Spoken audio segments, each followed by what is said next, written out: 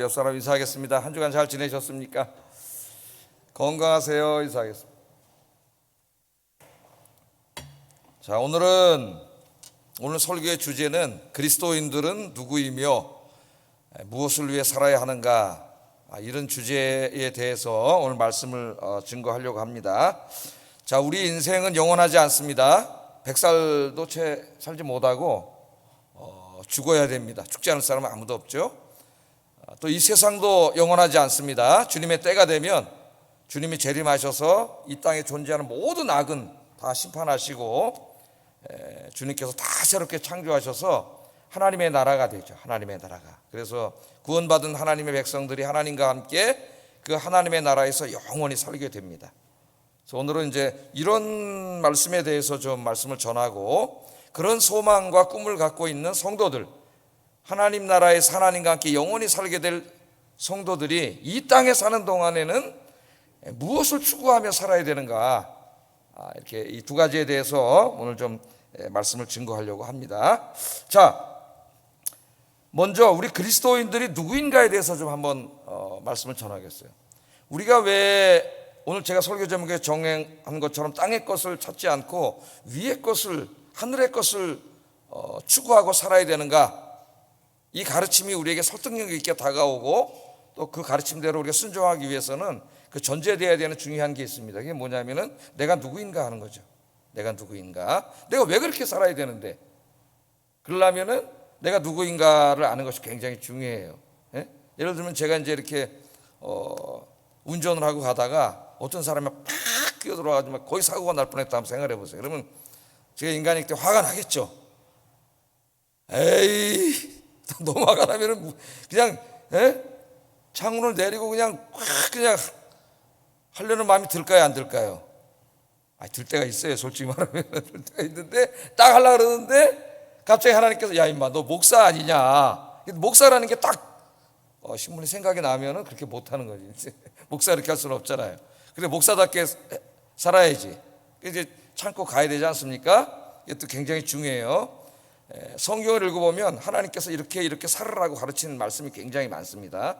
도덕과 윤리에 관한 말씀들도 있고 영적인 말씀도 있고 많아요. 근데 그 말씀대로 내가 살기 위해서는 내가 누구인가를 먼저 깨닫는 게 굉장히 중요해요. 내가 누구인가. 그래서 오늘 먼저는 내가 누구인가, 그리스도인이 누구인가, 이걸 가르치는데요. 1절 하반절만 한번 읽어보겠습니다. 시작. 그런즉 너희가 그리스도와 함께 다시 살리심을 받았으면, 그렇게 말을 합니다. 여기 그리스도와 함께 살리심을 받았다, 그렇게 말해요.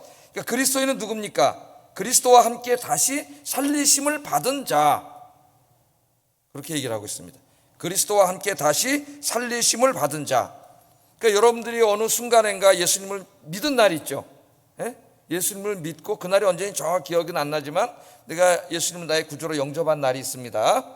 그날 여러분의 인생에는 놀라운 일이 사실은 벌어졌어요. 영적으로. 그걸 늘 내가 자각하고 사는 사람이 있고 그렇지 못한 사람이 있습니다. 어떤 일이 벌어졌어요? 그리스도와 함께 다시 살아나는 역사가 일어났어요. 살아나는 역사가. 자, 예수님은 2000년 전에 이 땅에 오셔서 십자가에서 죽으시고 3일 만에 다시 살아나셨습니다. 부활하셨죠? 다시 살아나셔서 모든 사람들의 부활의 첫 열매가 됐어요. 다시 살아나셨는데, 예수님께서 다시 살아나셨는데 그리스도와 함께 우리도 다시 살아났다, 그렇게 얘기를 해요. 근데 여기 살아났다라고는 이 동사가 성경에 보면 과거 시제로 되어 있습니다. 과거 시제로. 다시 살아났다. 예수님과 함께 다시 살아났다는 거예요. 여러분 다시 살아났나요? 뭔지 알고 아멘 하셨는지 모르겠는데. 자, 여기 살아났다는 말은 부활에 대해서 말합니다. 부활이고, 그 다음에 부활과 영생에 대해서 말을 해요. 그러니까 부활만 얘기하면 안 되는 게, 믿지 않는 사람도 부활합니다. 대부활 때 다 부활해요. 믿지 않는 사람들은 부활해서 영벌, 지옥의 영벌을 받는 것이고, 믿는 사람은 구원받아서 영생을 얻어서 하나님 나라에서 영원히 사는 거예요. 이 차이가 있는 거죠.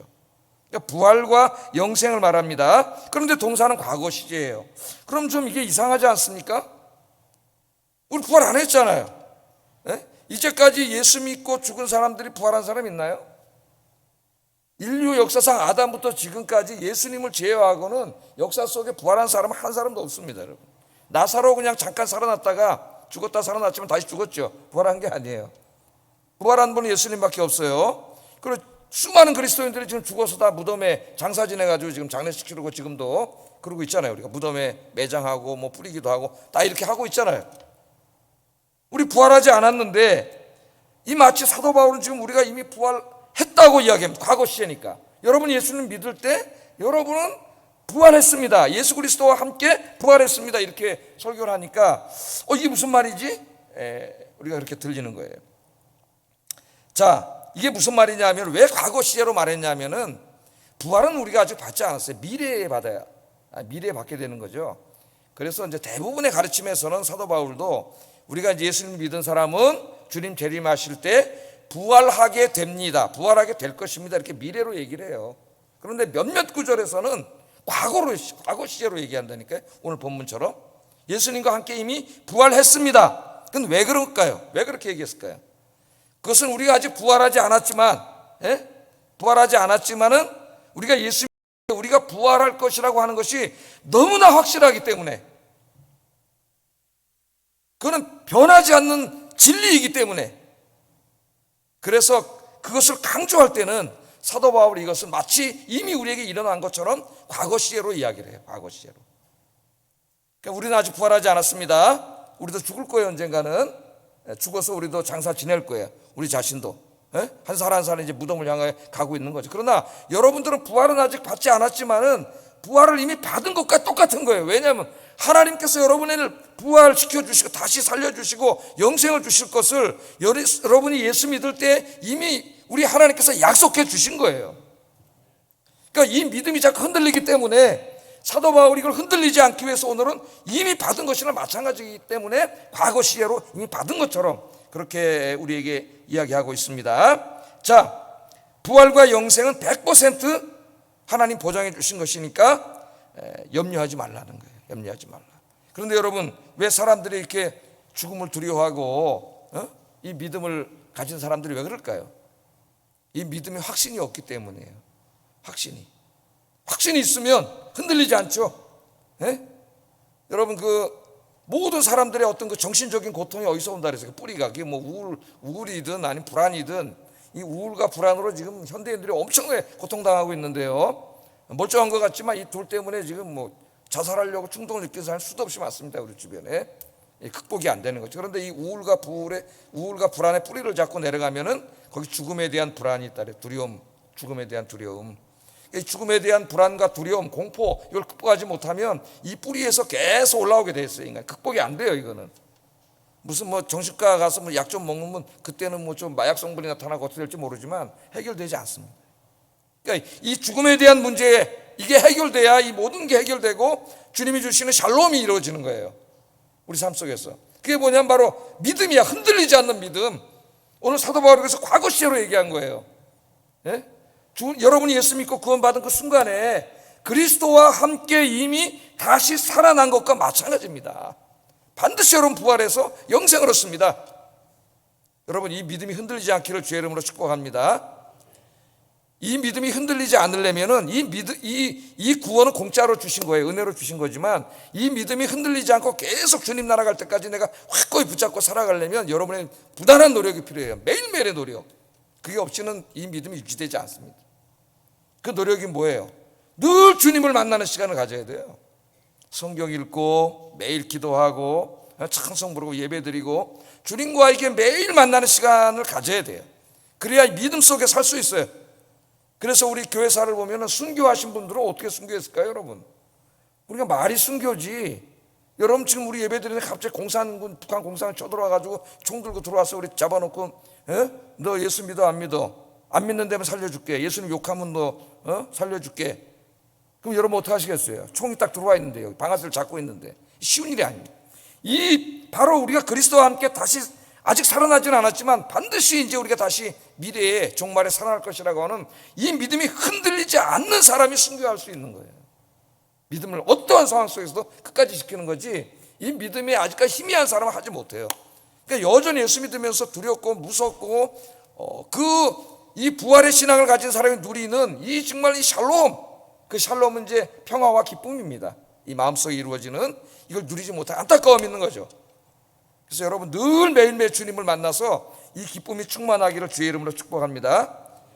그게 행복이에요. 행복은 거기 있어요. 어제 두 분 장로님하고 이렇게 이야기를 하다가 행복이 뭐냐 이런 주제로 얘기를 좀 나눴습니다. 행복이죠. 강남에 사는 사람들이 행복할까요? 돈은 몇백억씩 있고 엄청나게 많은데 그런 얘기를 나누면서 진짜 행복이 뭐냐, 예수 믿고 주님 일하면서 이렇게 사는 게 행복입니다. 맞습니까? 여러분 행복하세요? 여러분이 행복해 전도가 되는 거예요. 돈 많고 뭐 이런 게 아니라 내가 예수님 믿고 예배드리고 주님 섬기고 봉사하고 이렇게 사는 내가 행복해야지. 그 믿음이 있어야 행복한 거예요. 그래 나를 보고 저 돈이 행복인 줄 알고 잘못된 길로 갔던 사람들이 회개하고 돌아올 거 아니에요. 거기 행복이 없거든. 저 돈은 몇백억씩 있는데 거기 알코올 중독자가 돼가고 있고 정신과 의사 찾아온다 그랬잖아요. 정신과 의사가 쓴 책이 이래요. 지금 그 부자 여자들이 찾아와가지고 인생을 왜 살아야 되는지 모르고 자살 충동을 느낀다고 찾아오는 거예요. 그 돈 많으면 행복할 줄 알았는데 전혀 행복하지 않아. 그 돈이 주는 기쁨 잠깐이에요. 금방 권태가 찾아와. 삶의 무의미가 찾아오고.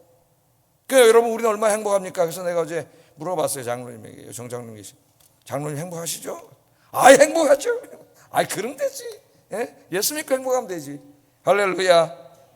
자, 이 부활에 대해서 3, 4절에 자세하게 이야기합니다. 읽어보겠습니다. 시작.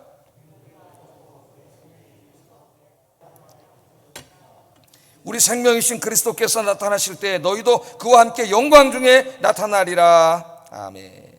자, 우리가 예수 믿고 구원 받았어요. 이미 부활은 아직 이루어지지 않았습니다. 주님 재림할 때 이루어질 거지만 너무나 확실한 거기 때문에 과거 시제로 얘기했어요. 이미 부활을 받은 것과 마찬가지예요. 우리는 이미 받은 거예요. 그건 보장된 거예요. 변하지 않는 거예요.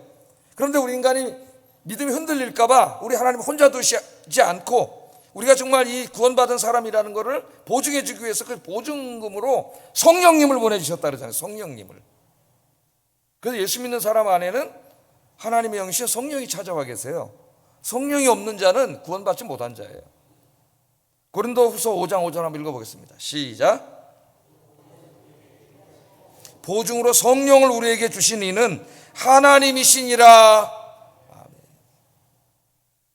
자, 이 고린도후서 5장은 부활에 대해서 가르치는 말씀입니다. 언젠가는 우리가 다 육신의 장막을 벗고 죽을 것이지만 우리가 이제 주님이 주시는 새 몸, 부활의 영광스러운 몸을 얻게 될 겁니다. 이걸 가르치면서 우리 인간은 그러나 그 새 생명을 보지 못했기 때문에 맨날 믿음이 흔들려요. 그래서 뭐를 주셨어요? 그 보증으로 성령을 우리에게 하나님이 주셨다. 하나님 주셨다. 그렇게 말씀을 하고 있습니다. 자, 그런데 이제 보세요. 그러니까 우리가 성령님과 교통을 해야 이 부활의 기쁨과 믿음이 확신하고 충만해지는 거예요. 그러면 정말 여러분 근심, 걱정, 불안, 두려움이 싹 사라져요. 마음이 내가 왜 이렇게 편안하지? 세상이 다르게 보인다니까요. 시커멓던 세상이 환하게 열립니다. 이 가을이 그냥 인생은 외롭고 고독하다가 아니라 가을 단풍이 너무나 아름답게 보여요. 여러분 가을을 보고 우울해집니까? 기도하세요. 기도하세요. 가을을 보고 아름다움이 느껴져야지. 가을을 보고 물론 인간이기 때문에 좀 그럴 수 있어요. 우울해지면은 사탄아 물러가라 그러고 찬송 부르고 기도하시기 바랍니다. 자, 우리 이제 이 새 생명을 하나님이 이제 주신다고 약속은 했지만 부활한 다음에 영생을 얻는다는 게 새 생명을 주는 건데 그 새 생명을 우리는 한 번도 보지도 못했고 경험해 보지도 못했어요. 그럼 이 새 생명이 어디에 있느냐? 어디에 있나요? 하나님이 주신 생명이? 오늘 성경에 뭐라고 나와 있어요? 이 성경 말씀 잘 보셔야 돼요. 어디 나와 있어요? 하나님 안에 감추어져 있다 그러잖아요. 처음 듣습니까? 하나님이 우리에게 주신 영생, 영원한 생명이 지금 어디 있냐? 하나님 안에 감춰져 있어요. 하나님 안에 감춰져 있습니다. 하나님이 우리에게 주실 새 생명은 현재 하나님 안에 잘 보관되어 있어요. 하나님 안에 있기 때문에 그 누구도 침범할 수 없고 해할 수 없고 빼앗아갈 수 없습니다.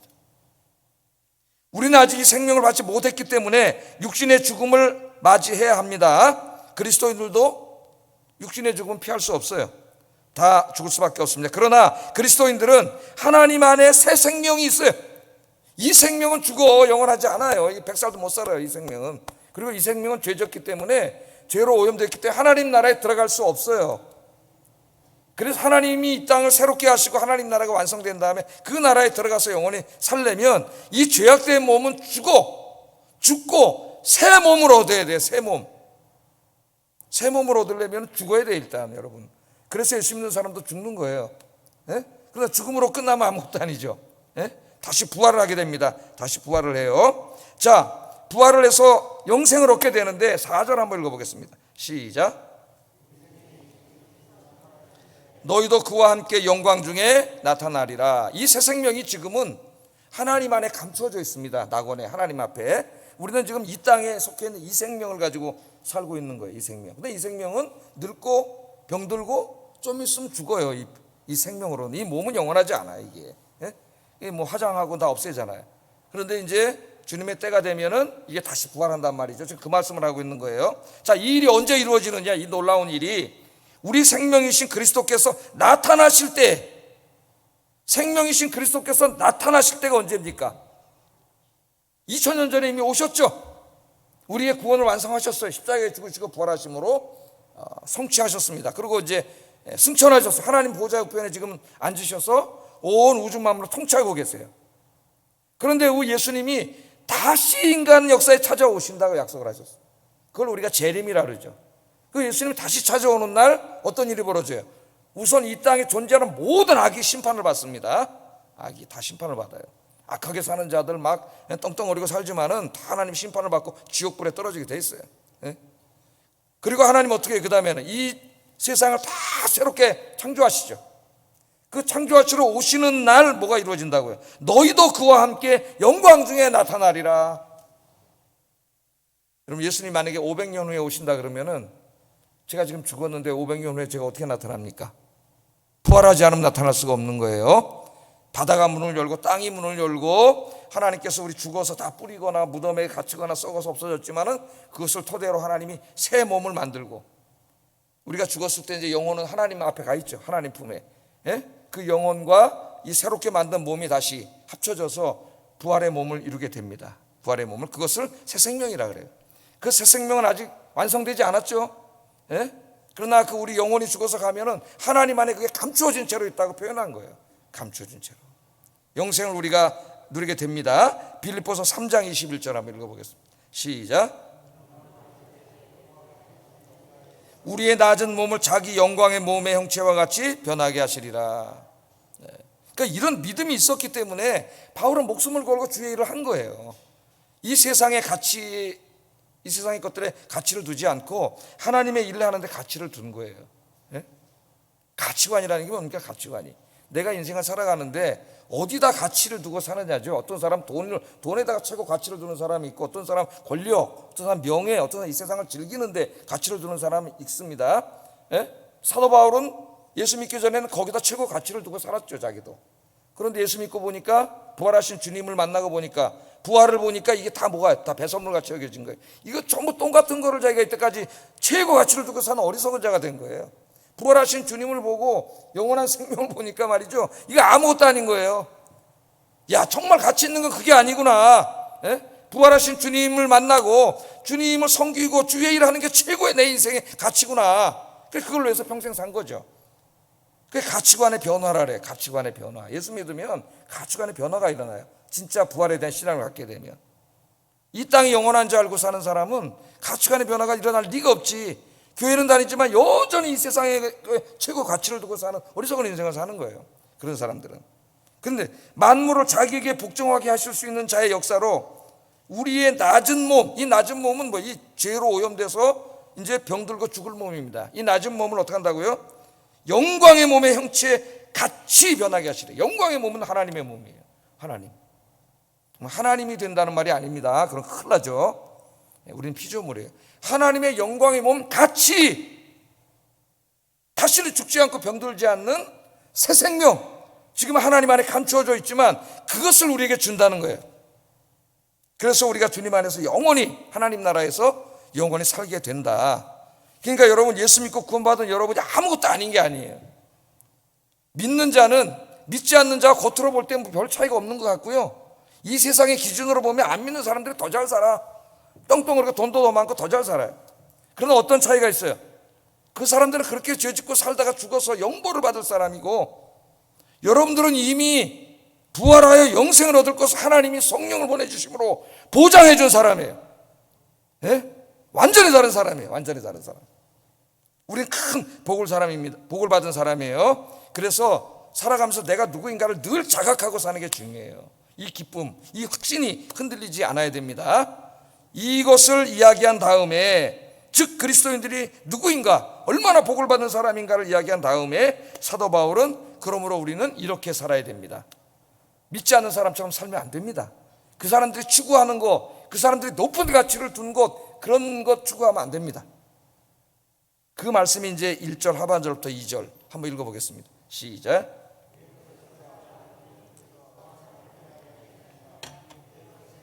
땅의 것을 생각하지 말라. 아멘. 그래서 뭐예요? 오늘 제목처럼 위의 것을 찾으라. 위는 하늘을 말하는 거예요. 하늘. 땅의 것을 생각하지 말라. 그래서 땅의 것. 땅과 하늘이 지금 대조되고 있습니다. 잘못하면은 교회가 이렇게 이 물질 세계를 악하게 보고 무가치하게 보고 저 영적인 세계만 가치 있게 여기나? 그건 기독교 신학이 아닙니다. 그건 헬라 철학이에요. 그 헬라의 그 플라톤 철학의 이원론이에요. 기독교는 그렇지 않아요. 이 세상 모든 물질 세계는 하나님이 창조하셨기 때문에 선한 창조입니다. 단 인간이 죄진 다음에 죄로 오염시켜 놓은 부분이 있어요. 그 물질 자체가 악하지 않아요. 플라톤의 지금 모든 서양 철학이 오염되어 있어요. 서양 사상이. 물질 자체가 악한 게 아니에요. 우리 인간이 죄로 더럽혀 놓은 부분이 타락한 거예요.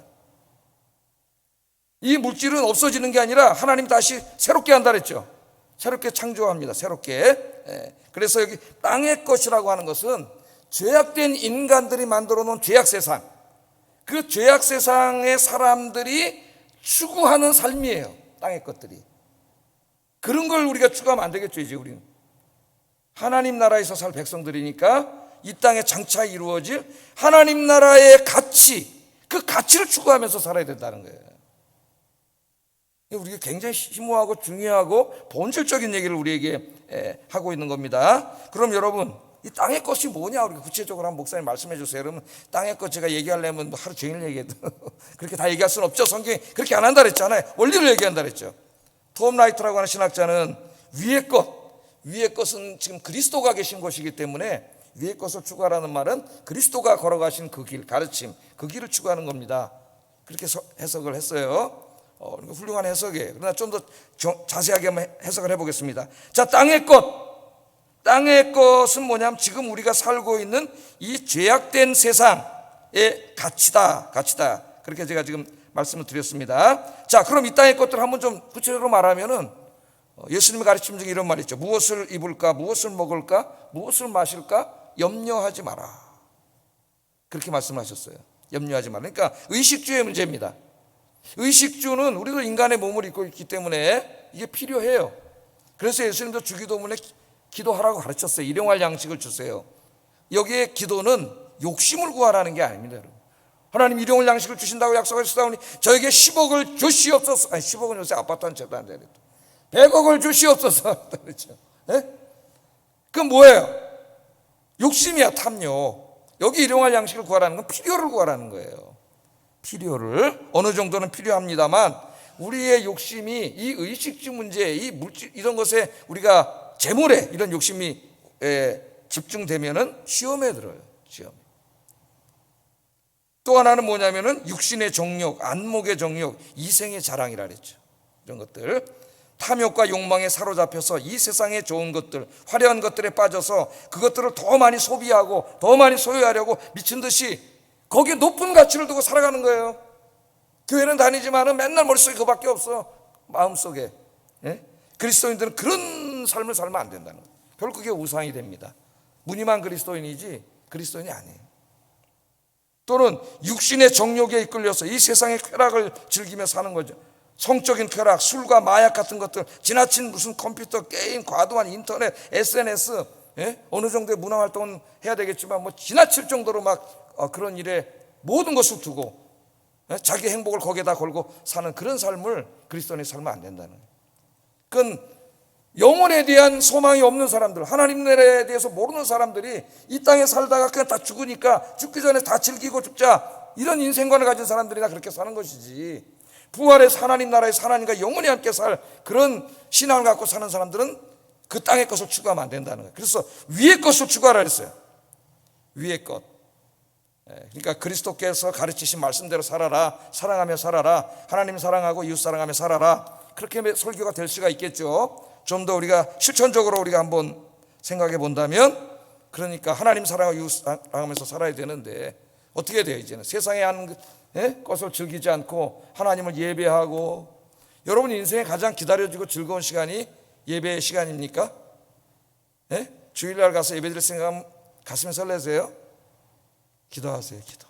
그렇게 되도록. 예배 시간, 하나님 만나러 가는 시간이 내 인생에 제일 즐거운 시간, 기다리는 시간, 가슴 설레는 시간이 되게 해주세요. 여러분 기도하셔야 돼요. 기도하는 시간은 전능하신 하나님과 내가 만나서 대화하는 시간인데, 그 기도 시간이 정말 가슴 설레는 시간이죠. 그런데 오늘 현대인들 대부분에게는 지루한 시간이 되어버렸어요. 믿음이 없기 때문에 눈 감으면 할 말도 없어요. 그냥 기도도 딴 생각하고. 성경 읽는 시간, 하나님 우리에게 주신 계시의 말씀을 읽고 진리를 깨달아가는 시간, 얼마나 이 시간이 행복한 시간인데, 말씀 듣고 읽고, 이 좀 지루한 시간이 되고 졸린 시간이 되고, 이 말씀 묵상하고 하나님 나라의 복음을 전해서 생명을 구원하고 교회를 섬기고 주님을 섬기고, 그것에 최고의 가치를 두고 살아라는 거예요. 그것이 여러분의 행복이 되라는 거예요. 행복. 그거 할 때 제일 행복하라는 거예요.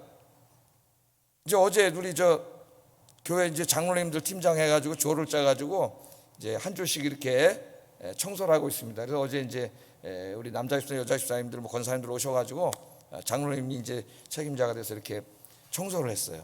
그래서 여기 지금 여러분 앉으셨는데 엄청나게 깨끗하게 다 딱 소독하고, 또 여기 신주가 많이 녹슬어 들어와 있어갖고 신주까지 다 닦았어요. 신주까지 다 닦아서 반짝반짝 빛나게 다 닦고, 이쪽 신주는 이제 다음 팀이 닦으면 돼요. 다음 주 오시는 분이. 그 청소하시는데 그 얼굴들이 너무 행복해 보이고, 너무 즐겁게 청소하시. 그 토요일 날 오랜만에 쉬는 날인데 애들 데리거나 어디 가서 쉬고 싶지 않겠습니까? 그런데 하나님 전에 와서 청소하는 게 그게 기쁜 거죠. 그게 우리 김수호 장로님이 그렇게 말씀을 하시죠. 목사님, 이거 우리 와서 교인들이 청소하는 게 참 좋습니다. 이게 좀 자주 했으면 좋겠습니다. 그렇게 말씀하셔요. 여러분, 작은 일을 제가 하나 말씀드렸지만, 예를 들어서 여러분 나 이게 뭐 돈 주는 것도 아닌데 이거 다 이 넓은 데를 다 청소, 계단 다 청소하고, 여기가 이 주님의 전을 청소하고 섬기는 게, 여기에 가치를 두고 일을 하는 게 행복한 게 그리스도인이에요. 그리스도. 오늘 오신 여러분들이 그렇게 되기를 주의 이름으로 축복합니다. 오늘 선거가 있어서 설교 마치겠습니다. 기도하겠습니다. 자, 두 가지 기도하겠습니다. 내가 예수 믿고 죄악된 옛사람이 죽은 사람이라는 것과 장차 부활하여 영생을 얻을 자임을 분명히 자각하고 살게 하소서. 두 번째, 남은 인생을 땅의 것들을 추구하지 말고 하나님 나라의 일들을 추구하며 여기에 가치를 두고 사는 삶이 되게 하소서. 기도하겠습니다.